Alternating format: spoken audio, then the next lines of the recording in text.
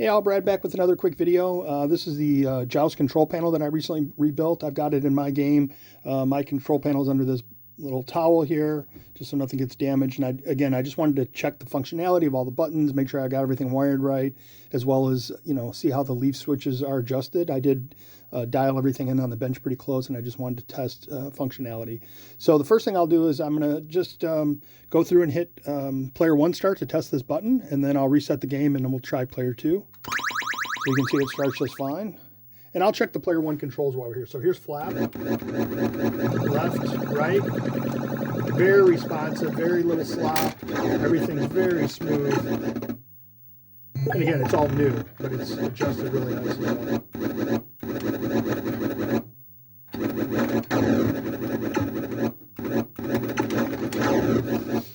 Let me reset it. Quick way is just, if you have the diagnostic switches, just drop into bookkeeping and then back out again. So I'll try player 2 now. This will test the button, and then we'll try the player 2 controls. There's flap, working good, left and right.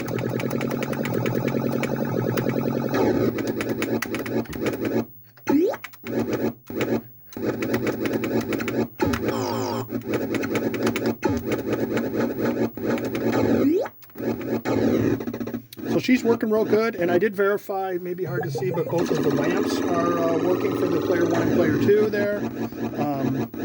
I did test those on the bench with just a 5-volt power supply. So this control panel is good to go. It's got the foam strip I put on here that touches against the glass now.